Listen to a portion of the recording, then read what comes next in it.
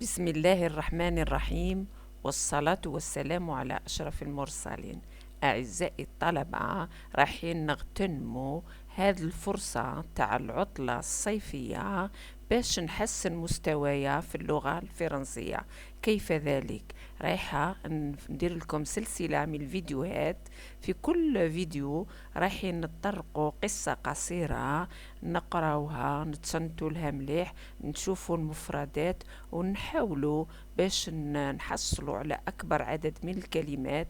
هكذا أثري لغتي وأحسن مستواي في اللغة الفرنسية.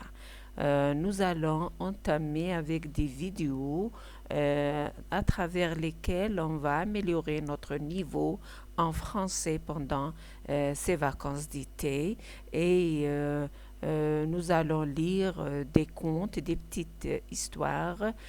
Comme ça, nous allons apprendre le maximum de mots et ainsi nous améliorons notre niveau, Inch'Allah. نبداو اليوم القصة الأولى مع لو كونت تاع بلانش نيج اي لي سيت نان. اليوم رايحين نشوفوا هذه القصة الرائعة، قصة قصيرة لكن لها مغزى. رايحين نشوفوا المفردات تاعها ونشوفوا المغزى تاعها.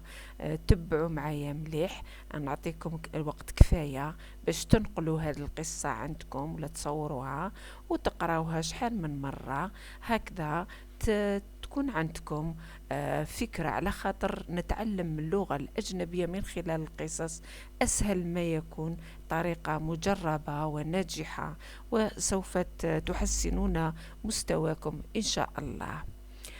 Bon, le premier conte, Blanche-Neige et les sept nains. Il était une fois une jolie princesse qui s'appelait Blanche-Neige. كان في قديم الزمن واحد البنت صغيرة اللي هي أميرة تدعى بلانش نيج، يعني بيضاء كالثلج. Elle vivait dans un château avec son père et sa marâtre. كانت تعيش مع بوها في واحد القصر ومع زوجة أبيها، لأن أمها كانت ماتت قبل ذلك، وأعاد أبوها الزواج من امرأة أخرى. هذه المرأة اللي هي أصبحت لاغين اللي هي الملكة. cette dernière était jalouse de la beauté de Blanche-Neige.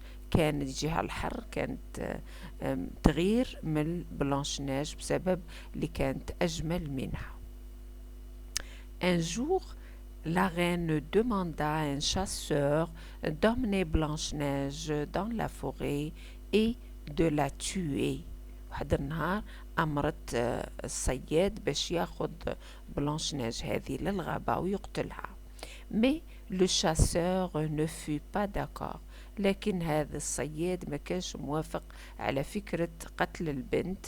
Alors il emmena Blanche-Neige et lui dit de se cacher dans la forêt.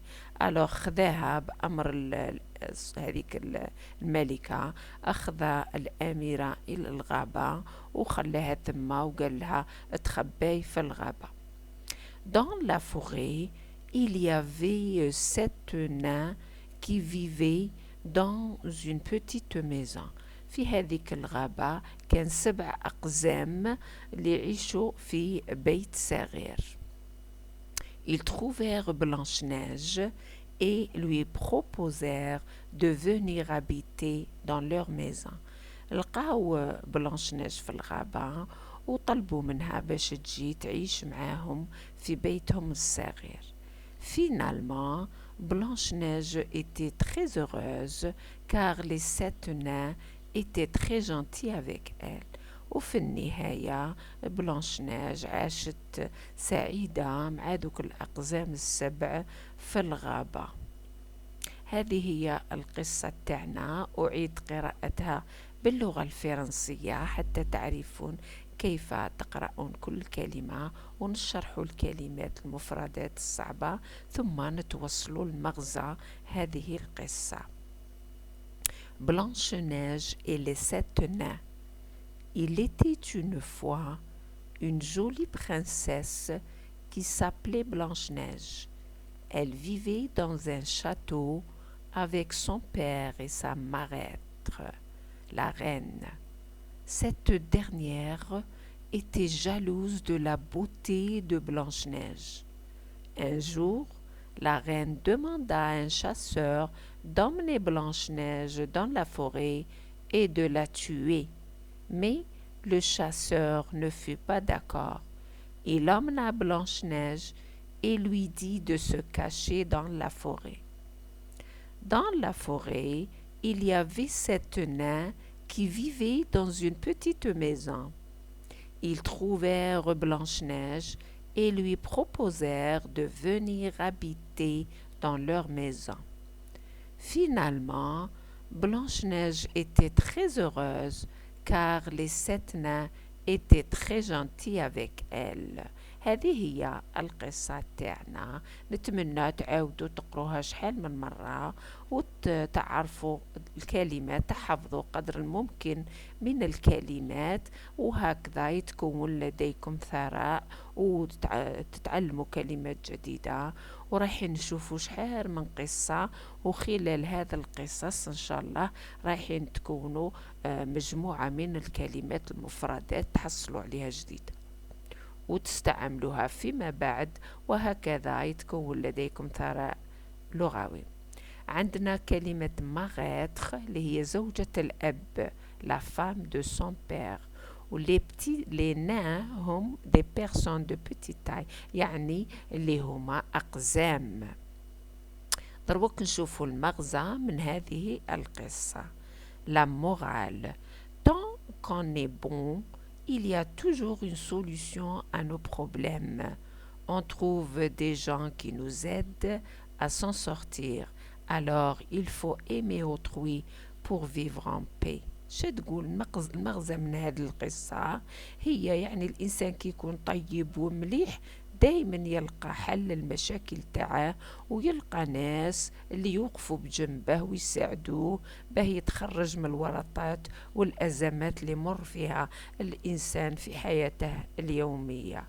ولذلك خصنا نحب الآخر حتى نعيش في أمن وسلام، لأن الكراهية والبغض تعمل على التفرقة، وهذا شيء منبوذ أخلاقيا بالنسبة للإنسانية جمعاء pour l'humanité، وخاصة نحن كمسلمين.